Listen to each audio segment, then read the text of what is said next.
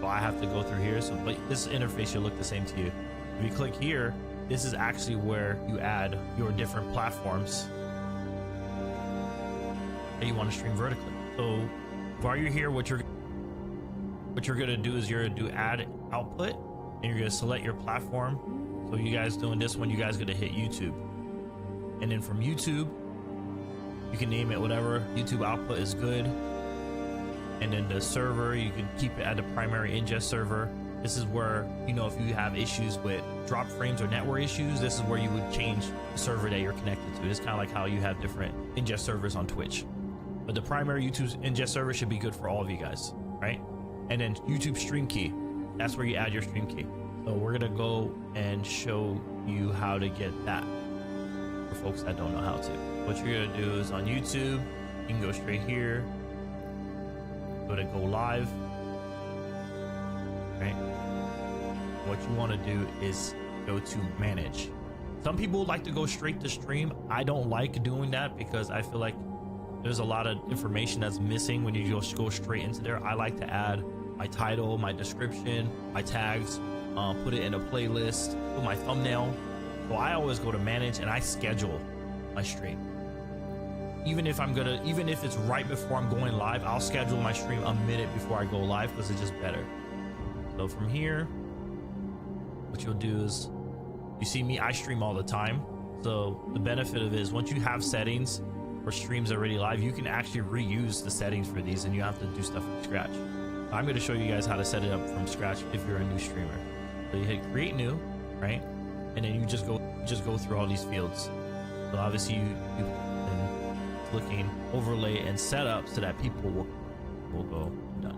So now this is basically look at. So we did all this so that we can grab our information scared the fuck out of me. back into OBS. So from here in your stream settings, you obviously got your default stream key. So folks, thank you for the follow. Vertically, you can use the default stream key and it'll just learning a little something to put back into OBS. So from here in your stream settings, you obviously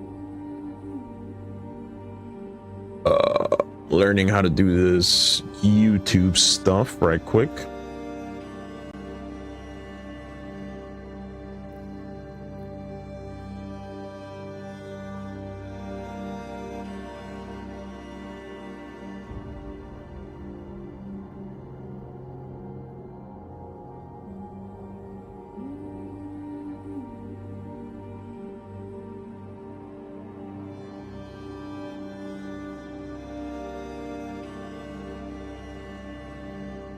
you got your default stream key.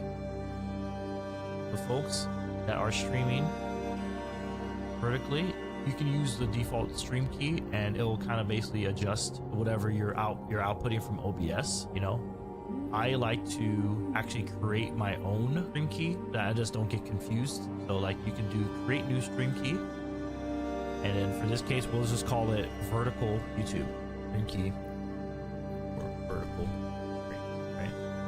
And we'll use RTMP as a protocol. See something? Stream resolution, I turn on the folks that are streaming vertically. You can use the default stream key and it will kind of basically adjust whatever you're outputting from OBS. You know, I like to actually create my own stream key that I just don't get confused. So like you can do create new stream key, and then for this case we'll just call it vertical YouTube stream key or vertical streams, right? And we'll use RTMP as the protocol, and the stream resolution, I turn on manual settings. And then from here, you can pick whatever you want. So most of you guys are gonna do 1080p, and it says, you see it says 3000 to 6000. So I like to go on the upper end of stuff for higher quality. So I'll either do 6000. I maybe even pump it even higher than that. And then turn on 60 FPS option. So you want that on so that you have a clean and crisp, smooth stream. And then you hit create. So then that changes that. So now you see the stream key has changed. So you get vertical. So we got the vertical YouTube test. That's the stream key we made, and the stream key's here. And all you do is hit copy, and then you.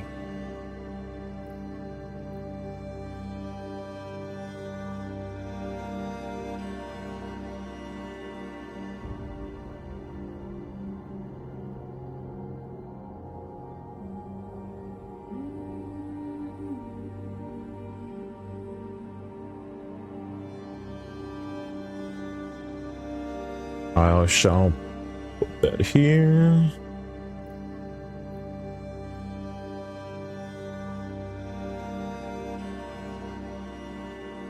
Please let it work. Please let it work. Go back to OBS. Hit your settings here on the YouTube vertical thing that you added. You go to output settings, and then you paste the key in here, and then you save it. And now you have that in there. You can hit OK. So going back to the dashboard, I just want to make sure that the rest of our settings are right. You want to prioritize fast interaction with your viewers. So stream latency is basically how much time, the delay between what people see and what you're doing. So there's normal low latency and ultra low latency.